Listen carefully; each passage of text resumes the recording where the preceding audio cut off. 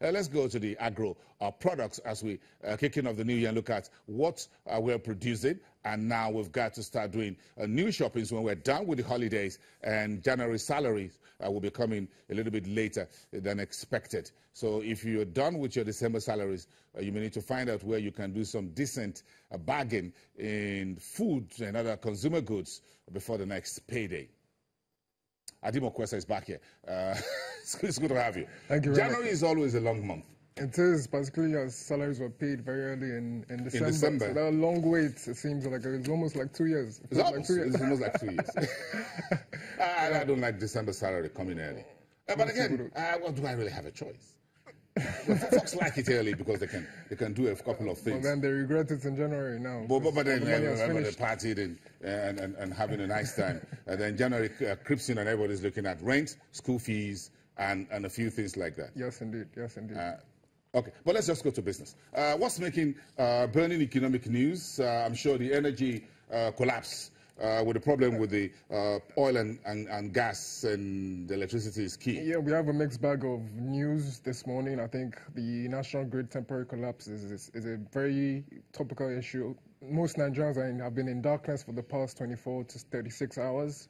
But good news is that Brent oil has hit a 30-month high of $68.13. Oh, I put it out on the Twitter early this morning and I said maybe someone should order for some drinks. Yes. That's what I put out on Twitter early today, guys. Very good. 68.14. That's a very decent way to start to kick off the new year. We started around 66. 66, yes. So yeah, and within a few days we've done 68. Yes, that's very good news. So that $70 mark is looking more and more likely now. Yeah, some folks say I shouldn't order for drinks yet to celebrate. Maybe I should just have a green tea and lemon.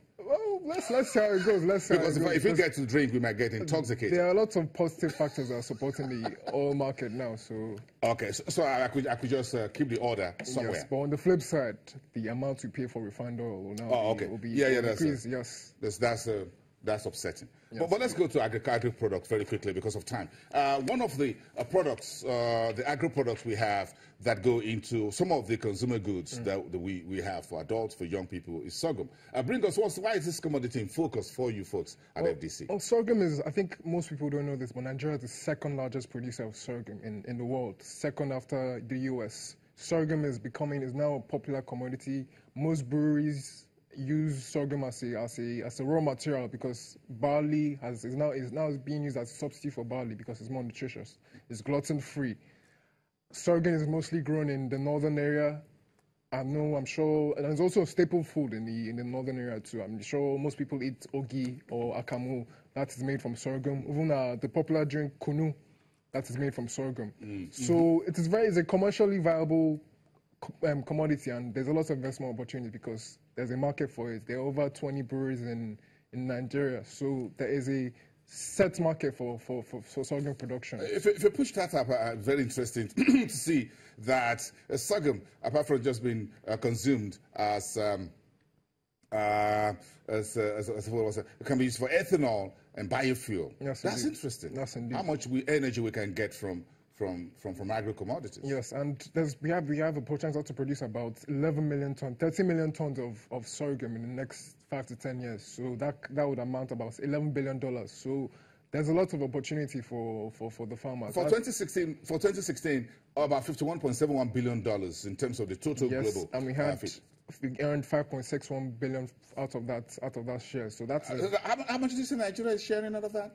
5.61. Okay, if you flip that page over, you see the sorghum production in Nigeria. So we have about $5.61 billion of that space. Well, not so bad.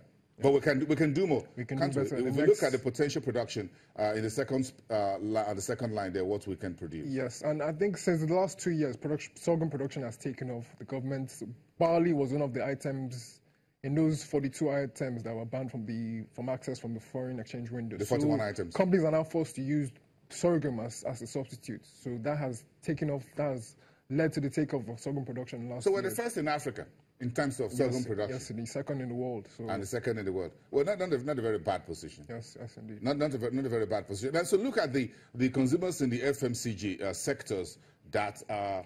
I can see a long names there. The breweries, Nigerian breweries, Guinness International Breweries, and also the other small players. And also we have livestock feeds, flour mills. So it is a very Is a commodity in high demand at this point in time. Yes. It's a commodity in high demand. Do you think we can actually do more, and this will help into our agriculture space? Yes, especially the government has really made a lot of progress in ensuring that we are self-sufficient in production of grains, rice, corn, maize, millet. So I'm very optimistic that we can be self-sufficient in sorghum and other grains. This is just one of them. Thanks for coming for the sorghum conversation this morning. Adimo Kwesa, one of the economists and research analysts at Financial Derivatives Company. Let's come back and have our first word from the tax playbook in 2018. Yomi Olugbenro, a partner and West Africa tax leader at Deloitte & Touche.